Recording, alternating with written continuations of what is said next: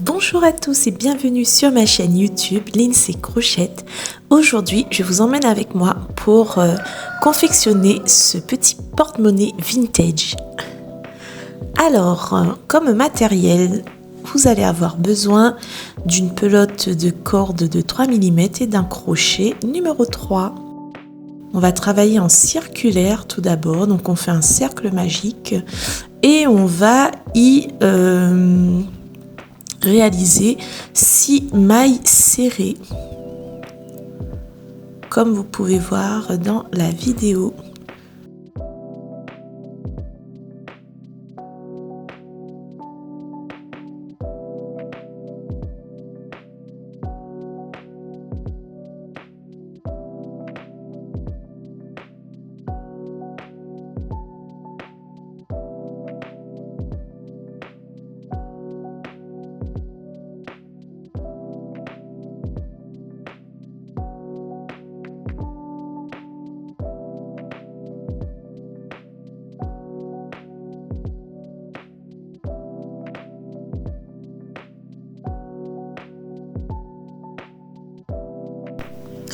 Voilà, donc nous sommes arrivés au bout de notre premier rang. Nous avons réalisé 6 mailles serrées.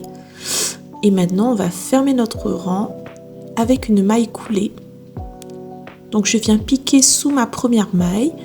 Je prends ma corde et je la ramène tout de suite.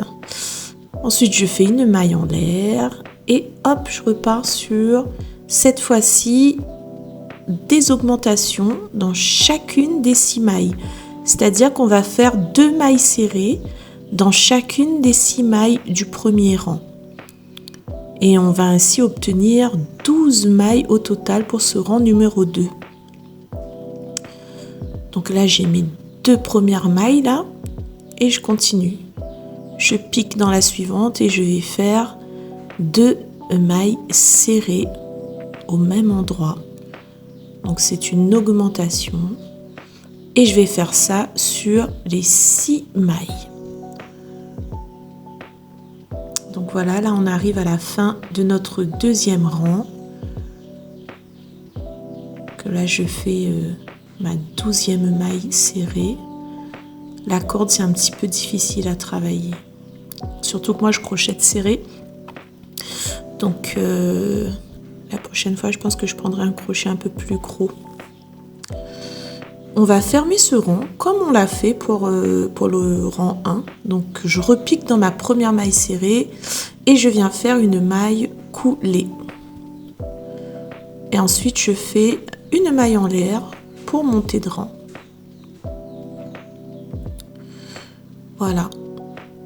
Cette fois, je vais alterner. Je vais faire une maille serrée et une augmentation.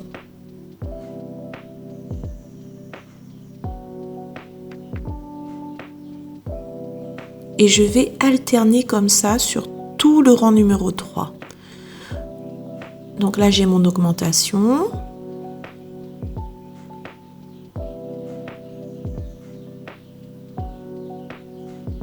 Je repars maintenant sur une maille serrée, une augmentation.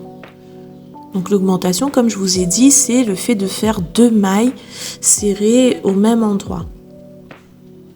Donc une maille serrée et ensuite dans la suivante, je vais faire une augmentation, donc 2 mailles serrées dans la suivante.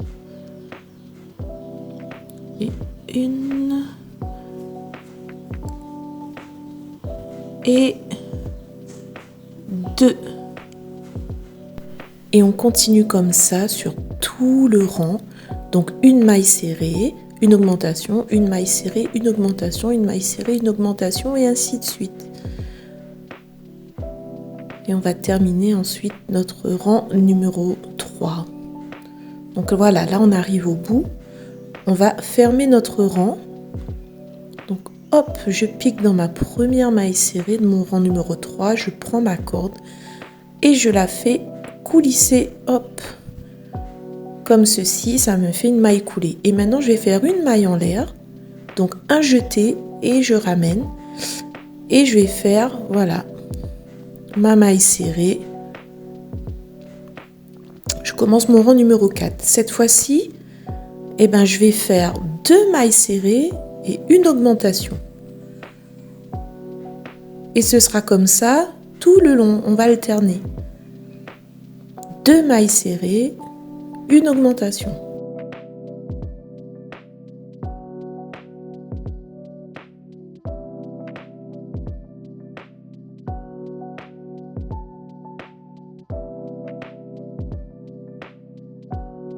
Ça va être comme ça du coup tout le long.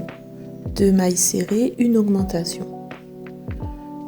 Donc vous vous rappelez, le rang précédent c'était une maille serrée, une augmentation. Maintenant c'est 2 mailles serrées, une augmentation. Et pour les rangs qui suivent, on va suivre la même logique. C'est-à-dire que pour la suivante, ça va être 3 mailles serrées, une augmentation. Puis 4, puis 5, etc. Donc voilà, on suit cette logique pour faire notre base pour notre porte-monnaie. Voilà, hop. Donc on continue comme ça. J'arrive à la fin de mon rang, je fais ma maille coulée pour la fermer. Et voilà, et je fais une maille en l'air pour monter de rang. Maintenant, je viens faire 3 mailles serrées, puis une augmentation, puis 3 mailles serrées, puis une augmentation, et ainsi de suite.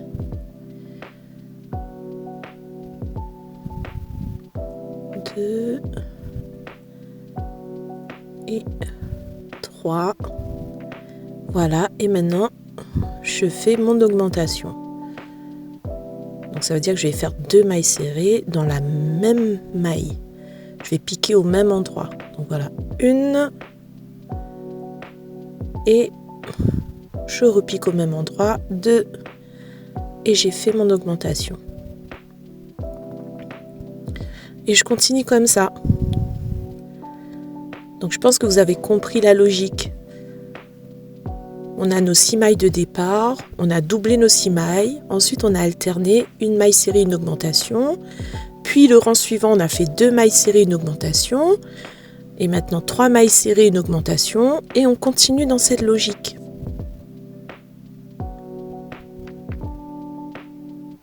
Et 3.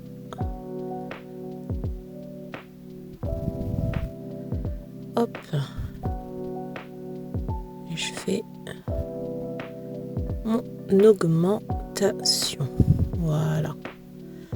Je repique au même endroit. Et voilà. Je vous retrouve à la fin du rang. Et ensuite, on continue sur la même logique. Voilà.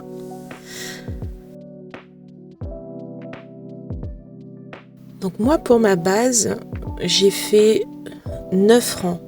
Mais peut-être que pour vous, ce ne sera pas la même chose parce que ça dépend de comment vous crochetez. Donc moi, vous avez vu, je crochette serré. Donc du coup, il m'a fallu 9 rangs pour finir ma base.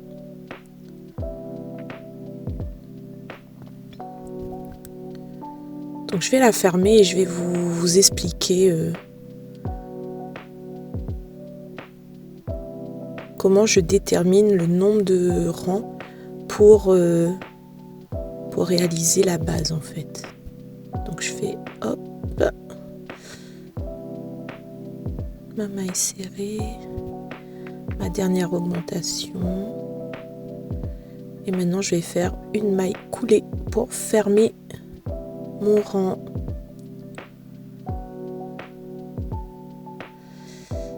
Et voilà. Voilà. Donc là, vous avez le fond en fait de votre porte-monnaie qui est terminé.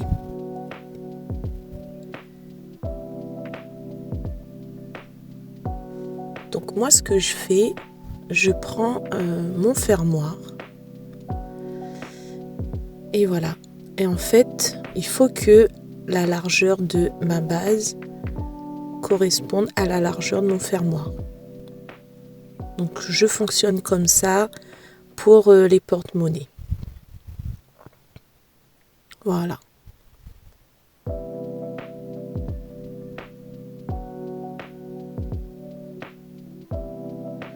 Et maintenant, il va falloir faire le corps de notre porte-monnaie, donc on va le monter. Il n'y aura plus d'augmentation du tout à ce stade-là. Donc on va faire un premier tour uniquement de mailles serrées. Donc on n'a plus besoin d'augmentation. On fait un premier tour là de mailles serrées. Voilà, hop.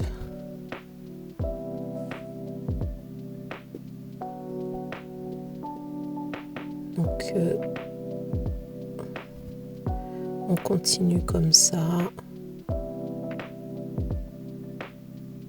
tout le long.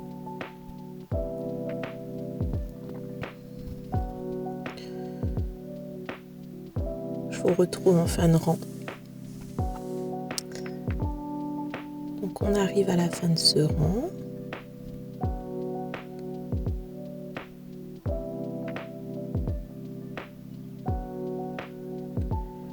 Voilà.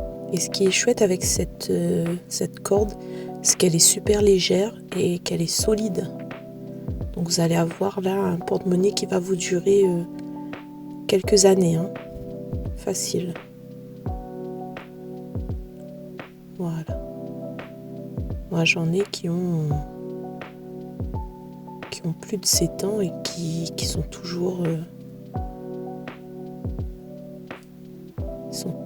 en place. Hop, j'ai fermé mon rang.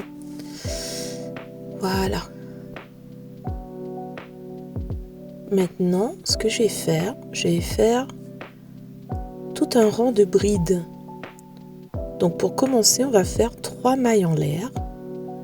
1, 2 et 3. Ces 3 mailles en l'air, elles vont correspondre à notre première bride. Et ensuite, je vais faire des brides. Donc, je fais un jeté. Je vais piquer dans ma maille suivante. Hop, sous les 2 brins là. Je fais un jeté, je ramène ma corde. Je me retrouve avec 3 mailles sur mon crochet. Hop, je fais un jeté, je fais passer sous les 2 premières. Il m'en reste plus que 2. Je refais un jeté et je fais passer sous les 2 suivantes. Et j'ai fait une bride.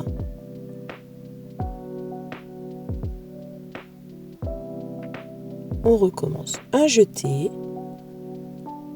Hop, je passe sous les 2 brins de la maille là, précédente. Du rang précédent. Je refais un jeté. Voilà. Je fais passer. Hop, comme ceci, et je vais faire ça tout le long. On termine notre rang de brides. Voilà.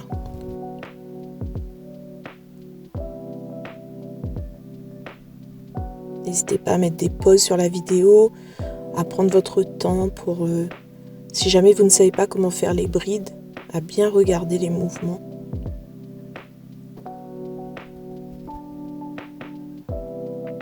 Et voilà. Je vais piquer maintenant dans la 3e maille de mes 3 mailles en l'air là. Hop. Je pique dans cette 3e maille et je viens fermer mon rang avec une maille coulée. Voilà. Maintenant, ce qu'on va faire, c'est qu'on va alterner bride avant et bride arrière. Donc vous voyez là, j'ai passé mon crochet à l'arrière de la bride du rang précédent pour la faire avancer. Et ensuite, je viens travailler ma bride là-dessus. Voilà, comme ceci. Ensuite, je refais un jeté. Cette fois-ci, je vais travailler à l'arrière. Donc je vais passer mon crochet à l'arrière. Je vais coulisser, hop, à l'avant de la bride et je vais la faire reculer un peu. Elle va vers l'arrière du coup la bride. Et je continue et je travaille ma bride comme ça. Un jeté, je repasse par l'avant, je fais avancer la bride du rang précédent. Je refais un jeté, je ramène. Je refais un jeté, je coulisse. Voilà. Voilà. Maintenant, on repasse par l'arrière et je fais reculer la bride du rang précédent. Et en fait, on va alterner ce point. Vers l'avant, vers l'arrière, vers l'avant, vers l'arrière. Je vais travailler mes brides comme ça.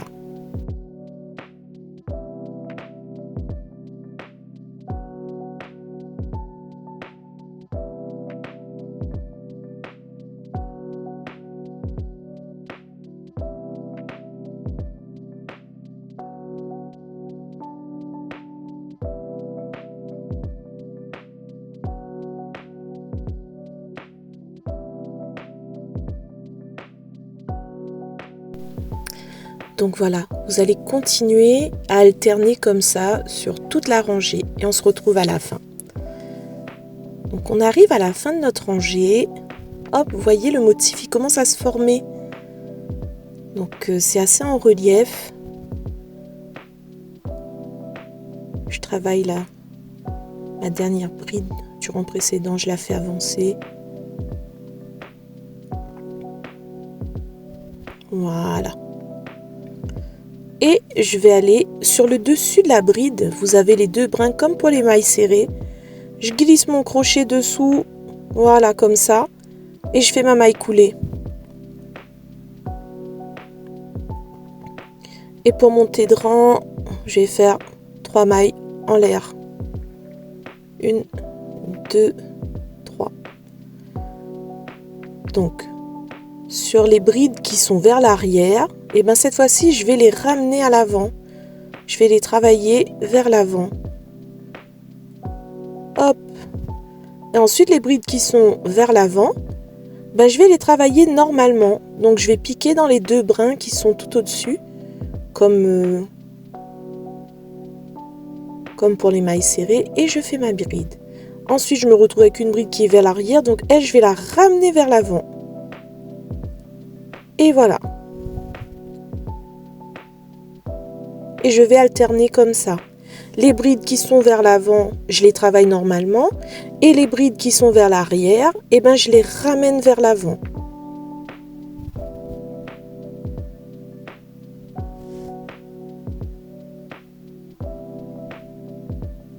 Voilà, donc j'ai terminé.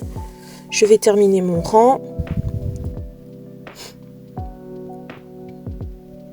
Celle-là, je la travaille normalement.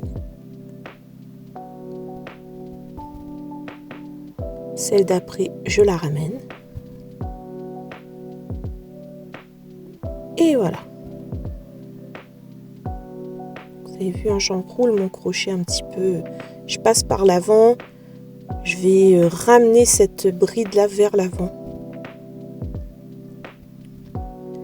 Celle-là, je la travaille normalement. Hop.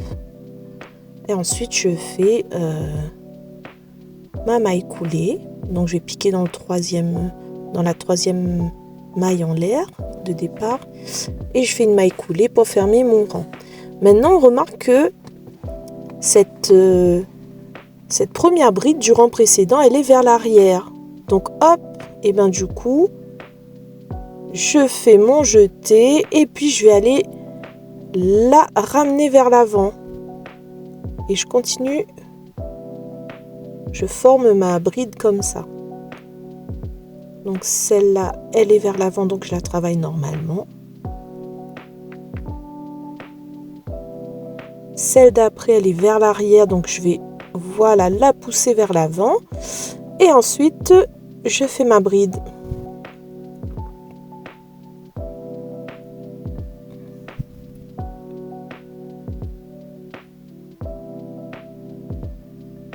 Voilà. Donc ce point-là, vous allez continuer à le travailler jusqu'à obtenir la hauteur souhaitée.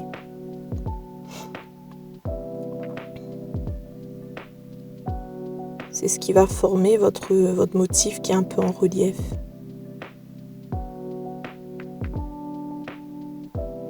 Ça va donner de la texture en fait à votre porte-monnaie. Et on continue de la sorte. Voilà, donc moi j'ai fait 9 rangs. Pour trouver la hauteur, en fait, de temps en temps, je place mon fermoir sur mon ouvrage et j'essaie de le former pour voir quelle hauteur ça donne. Une fois, j'essaie de visualiser avec le fermoir qu'est-ce que ça donnerait, est-ce que la hauteur me plaît ou pas. Donc là, ça me convenait. Donc je vais terminer mon ouvrage avec 2 rangs de mailles serrées. Donc la maille serrée, en fait, on pique sous les 2 brins supérieurs là, de ma bride. Hop, je ramène ma corde, je fais un jeté et je coulisse ma corde. Hop, voilà.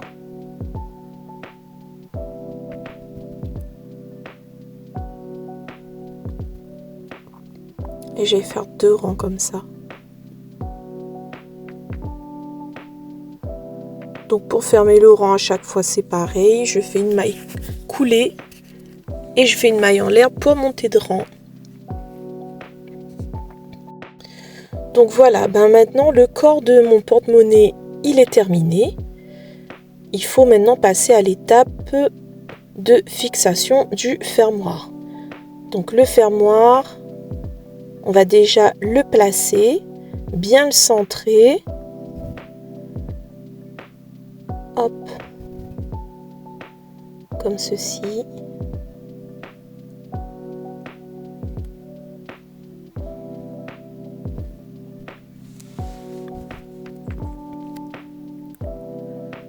Voilà. Je le mets en place. Je vais bien faire glisser mes 2 rangs de mailles serrées là. Je vais le faire glisser à l'intérieur dans l'encoche qui est prévue au niveau du fermoir. Donc vous voyez comme ça. Je vais le glisser dedans, bien comme il faut. Et ensuite, je vais coudre. Avec, voilà, les petites encoches là qui sont déjà prêts. Et je vais coudre à cet endroit-là. Donc moi, j'ai choisi un fil doré pour rappeler en fait la dorure qu'il y a dans ma corde, puisque j'avais une corde écrue dorée et du coup je voulais un fil qui soit raccord. Donc vous pouvez choisir un fil qui correspond, en tout cas qui match en couleur avec votre corde, hein.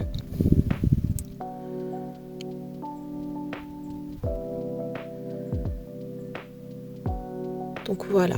Et puis vous prenez votre temps, vous faites votre couture. Hop. Voilà.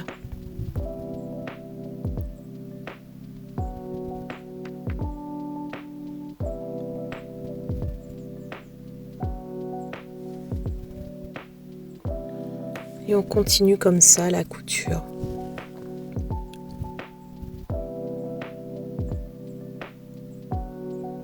C'est une étape où il faut prendre son temps. C'est pas forcément la plus évidente. Pensez à prendre une aiguille qui soit assez fine pour que ça coulisse bien en fait. Sinon vous allez être embêté.